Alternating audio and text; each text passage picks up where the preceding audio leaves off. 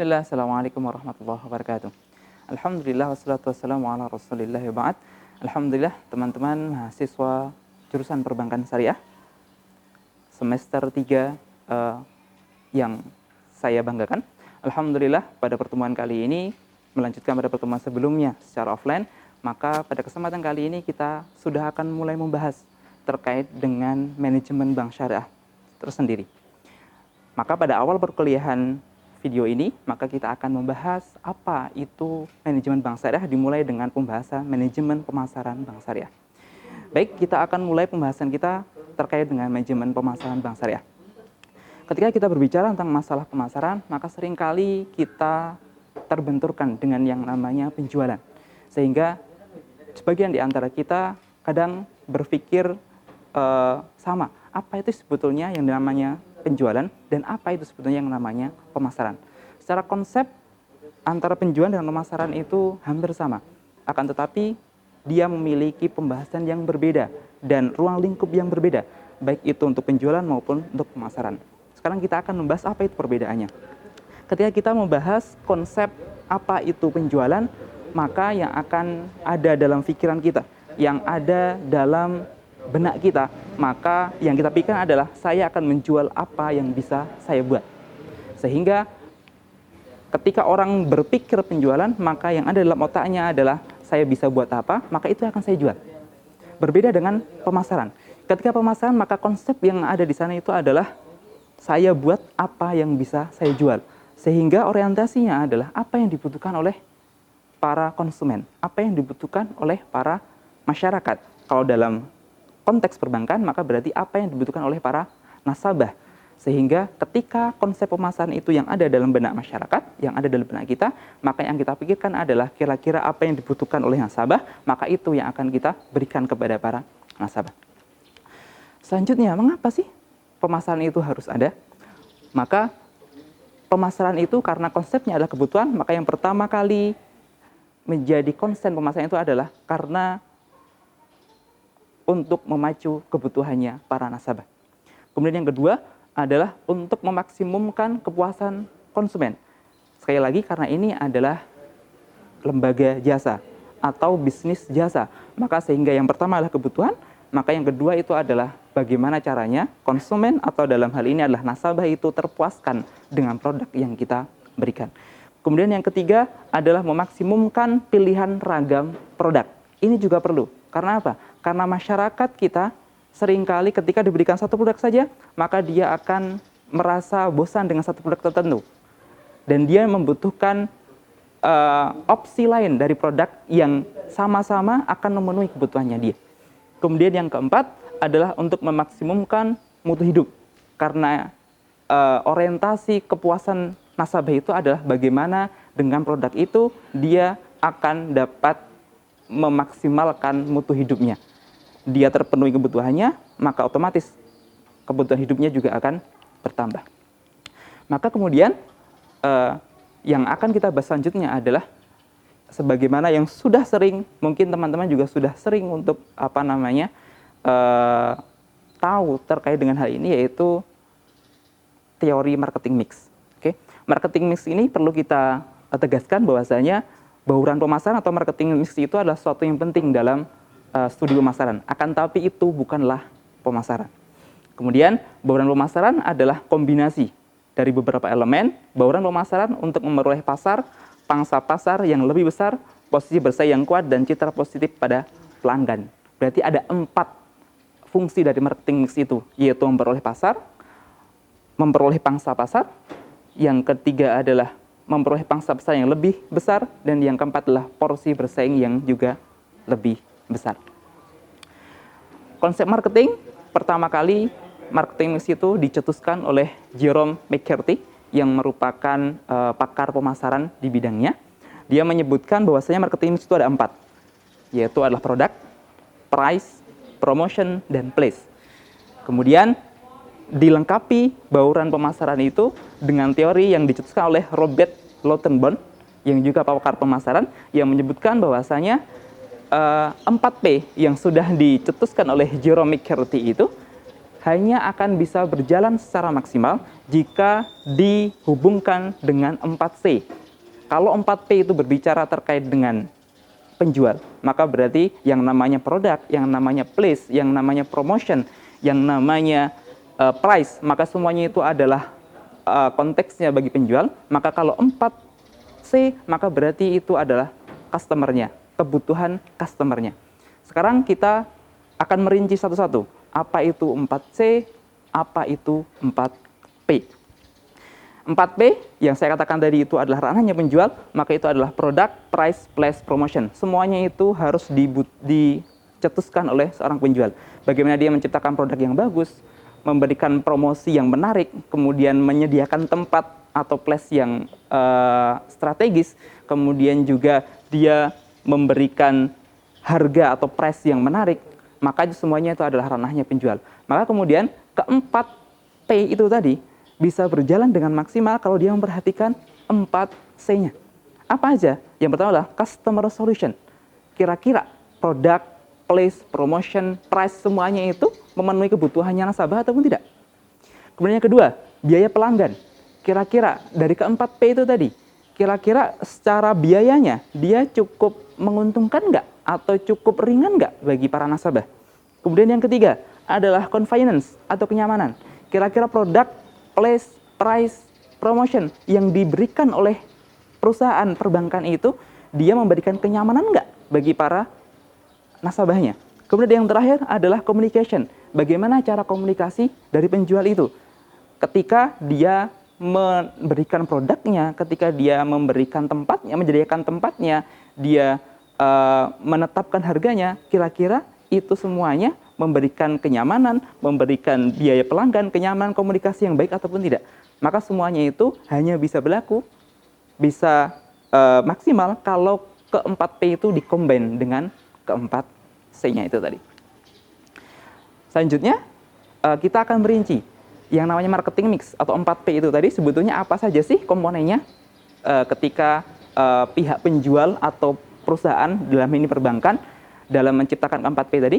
Yang pertama, ketika dia berbicara produk, maka produk itu apa yang harus komponen yang harus diperhatikan.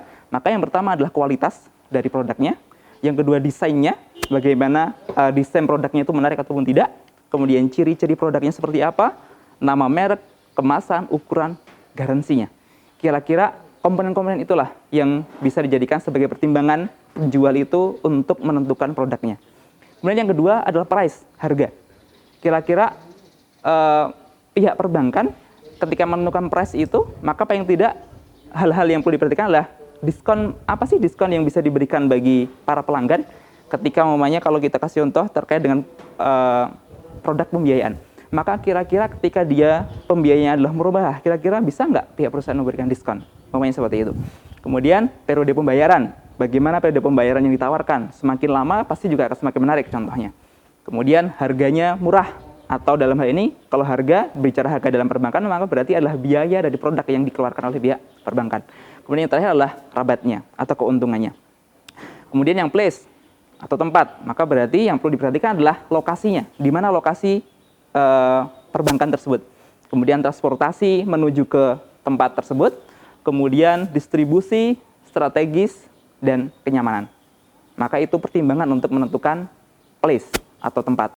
Dan yang terakhir adalah promosi. Untuk menentukan promosi, maka beberapa hal yang perlu diperhatikan adalah yang pertama adalah promosi itu sendiri, kemudian yang kedua adalah tenaga penjualan, yang ketiga adalah iklan, dan yang terakhir adalah public relation. Dan ini yang paling penting sebetulnya, public relation. Bagaimana perusahaan itu memaksimalkan relasi publiknya, relasi dengan para stakeholdernya, karena itu akan menentukan siapa nasabahnya nanti dan bagaimana dia akan mudah mendapatkan nasabah tersebut.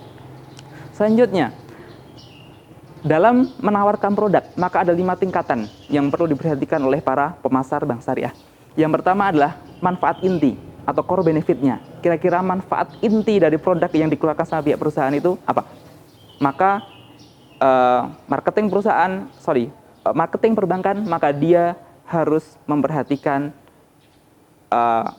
kemanfaatan inti yang akan didapatkan oleh para nasabahnya. Yang kedua adalah produk dasarnya.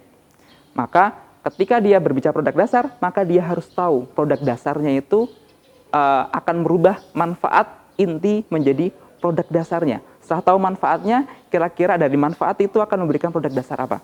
Maka itu juga harus diperhatikan. Kemudian yang ketiga adalah produk yang diharapkan atau expected product. Nah, kira-kira dari produk yang dikeluarkan itu, masyarakat punya ekspektasi apa dari produk itu? Bank syariah menawarkan produk tabungannya. Kira-kira apa sih ekspektasi yang diinginkan nasabah? Umpamanya keamanannya, kemudian kemudahannya. Maka itu semuanya masuk dalam kategori expected product. Kemudian yang keempat adalah augmented product atau produk nilai tambah dari produk itu. Kira-kira selain produk yang serupa dari perbankan itu kan banyak. Hampir semua perbankan pasti punya yang namanya tabungan, deposito, giro namanya. Maka kira-kira nilai tambah apa yang dia dapatkan dari produk dari bank tersebut? Apakah sama dengan produk yang lainnya ataupun tidak? Kalau sama, berarti dia nggak punya nilai tambah apapun. Maka dia harus memikirkan itu. Kira-kira apa sih nilai tambah itu? Umpamanya dia memiliki fasilitas IB banking yang lebih mudah. Maka itu bisa dijadikan sebagai nilai tambah dari produk perbankan syariah. Kemudian yang terakhir adalah potensi produk atau potential product. Kira-kira produk yang dia miliki itu memiliki potensi tidak sih untuk dikembangkan? Punya potensi nggak sih untuk dipasarkan? Maka dia seorang pemasar, dia harus memikirkan itu. Kira-kira ini secara ke depan dia akan bisa sustainable atau tidak? Atau hanya akan sama sebagaimana produk-produk yang ada di perbankan syariah yang lainnya. Kemudian kita menginjak pada proses promosinya. Setelah tahu bagaimana tingkatan pemasaran, maka kita akan masuk kepada pembahasan promosi. Dalam pembahasan promosi ini, maka semua kegiatan promosi yang dilakukan untuk mengkomunikasikan produknya kepada pasar, sasaran target pasar, atau komunikasi pasar. Maka yang menjadi patokan dalam promosinya adalah bagaimana dia menciptakan komunikasi dengan para nasabah atau kepada para pelanggan. Komunikasi pemasaran adalah aktivitas pemasaran yang berusaha menyebarkan informasi dan mempengaruhi serta membujuk konsumen. Ini yang paling penting. Karena yang namanya promosi itu adalah bagaimana kita bisa mempengaruhi atau membujuk para nasabah untuk menjadi nasabah kita. Membujuk para calon nasabah untuk menjadi nasabah, bahkan bukan sekedar nasabah biasa, akan tapi sebagai nasabah prime bagi kita. Yang dia akan setia menjadi pelanggan kita nanti ketika kita sudah melakukan proses promosi. Ada 7 konsep komunikasi pemasaran itu. Yang pertama adalah mission atau misi dari pemasaran kita. Tujuan apa? Tujuan dari pemasaran itu apa? Atau tujuan dari kita akan melakukan promosi itu apa? Maka itu harus jelas. Karena ini akan menjadi dasar ketika seorang pemasar akan mulai memasarkan jualannya, akan mulai memasarkan produk perbankannya. Kemudian yang kedua adalah target pasar. Harus ditentukan. Setelah tahu misinya, kemudian ditentukan siapa target pasarnya. Kira-kira yang akan menjadi nasabah kita itu siapa sih? Kalau bisa kita contohkan, namanya terkait dengan produk pensiun. Maka berarti target pasar kita siapa? Berarti adalah orang-orang yang sudah memasuki masa pensiun, namanya. Maka harus jelas, karena misinya adalah memasarkan produk tabungan pensiun, maka berarti target pasarnya adalah orang-orang yang akan atau bahkan sudah memasuki masa pensiun. Kemudian yang ketiga, message, pesan. Kira-kira pesan apa yang tersembunyi dari promosi kita? Pesan ini maka berarti tidak akan bisa tersampaikan kalau kita nggak tahu manfaat dari produk atau kita nggak tahu apa yang dibutuhkan oleh nasabah itu. Maka yang namanya pesan ini harus benar-benar dipikirkan, kira-kira pesannya itu sampai kepada nasabah ataupun tidak. Kemudian selanjutnya yang keempat adalah media atau saluran komunikasi. Kira-kira media yang bisa kita manfaatkan untuk melakukan promosi itu apa? Kalau sekarang mungkin yang paling banyak adalah media promosinya melalui televisi, atau bahkan sekarang sudah mulai di YouTube, di media-media sosial, itu juga bisa. Dan itu sangat efektif. Tapi sekali lagi tergantung target pasar kita. Siapa sih target pasar kita? Kalau target pasar kita itu adalah para milenial, maka berarti jadikan media-media yang akrab dengan para milenial itu sebagai media promosi kita. Selanjutnya, mix atau bauran pemasaran. yang 5 hal tadi, yang price, place, promotion, dan produk. Itu semuanya juga harus dikuasai oleh seorang pemasar. Yang keenam adalah money, atau di sini adalah metode penentuan anggaran. Kira-kira anggaran yang dibutuhkan dalam promosi itu berapa? Dan perlu diingat, jangan sampai biaya promosi itu justru lebih besar daripada target pasar kita. Karena itu akan memberikan biaya yang cukup besar, high cost bagi pihak perusahaan, dalam hal ini perbankan. Maka harus dipikirkan berapa biaya dari promosi yang dia lakukan. Kemudian yang terakhir adalah measurement atau pengukuran efektivitas promosi. Kira-kira promosi yang kita berikan itu efektif atau tidak? Itu sekali lagi tergantung dari target pasar kita, tergantung dengan media promosi kita. Itu semuanya akan menentukan apakah promosi yang kita berikan itu efektif ataupun tidak bagi kemajuan perusahaan. Dalam hal ini adalah bank syariah. Dan ada satu tambahan lagi, selain ketujuh hal ini, maka yang perlu kita bahas yang terakhir itu adalah unsur bauran promosi. Apa sih bauran promosi itu? Bauran promosi itu maka berarti unsur-unsur yang akan dimasukkan dalam hal promosi. Apa saja? Yang pertama adalah periklanan atau advertising. Berarti ini menjadi inti. Karena apa? Karena tolak ukur dari pemasaran itu adalah seberapa besar sih kita mampu untuk menarik para pelanggan tersebut. Yang kedua, sales promotion atau promosi penjualan. Kalau yang pertama tadi berarti ada medianya. Yang kedua ini adalah promosi penjualan. Maka promosi ini bisa dengan media dan bisa juga tanpa dengan media. Atau kita melakukan ketemu langsung dengan para nasabah atau calon nasabah kita. Kemudian yang ketiga adalah public relation atau kehumasan atau hubungan kita dengan para calon nasabah kita. Kemudian yang keempat adalah personal selling atau penjualan pribadi. Berarti kita melakukan penjualan langsung kepada person-person, dan inilah pentingnya public relation. Bagaimana kita membangun kedekatan dengan calon pelanggan kita sehingga kita akan lebih mudah untuk melakukan personal selling. Dan yang terakhir adalah direct marketing atau pemasaran langsung. Maka berarti pemasaran langsung ini berbeda dong untuk yang personal selling. Personal selling itu lebih karena kita sudah memiliki public relation dengan personal yang akan kita jadikan sebagai sasaran marketing kita. Maka berbeda untuk yang direct marketing, maka berarti orang-orang tersebut dia belum kita kenal dan kita belum pernah bertemu dengan orang tersebut, akan tapi kita langsung melakukan direct marketing dengan orang tersebut. Dan yang terakhir sebagai tambahan adalah selain bauran pemasaran yang 5 tadi, maka di sini ada yang namanya bauran promosi yang terakhir, yaitu POPC atau Point of Purchase Communication. Ini sebetulnya adalah konsep pemasaran klasik yang dia mengedepankan untuk menampilkan produk itu langsung kepada para nasabah. Maka biasanya kalau di penjualan retail, maka berarti dia melakukan display di toko tersebut. Akan tapi karena kita berbicara perbankan, maka berarti display ini atau POPC ini bisa berlaku dengan menampilkan hadiah-hadiah apa sih yang akan didapatkan oleh para nasabah ketika dia akan melakukan pembukaan rekening di bank syariah tersebut.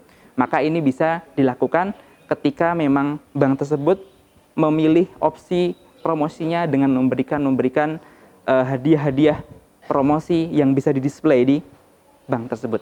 Maka dengan bauran promosi ini, bauran pemasaran ini, maka diharapkan penjualan, begitu pula ketertarikan masyarakat terkait dengan bank syariah semakin lama akan semakin meningkat.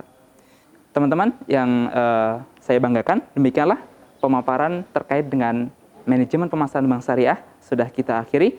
Maka sampai bertemu kembali pada pembahasan manajemen bank syariah yang lainnya. Terima kasih. Assalamualaikum warahmatullahi wabarakatuh.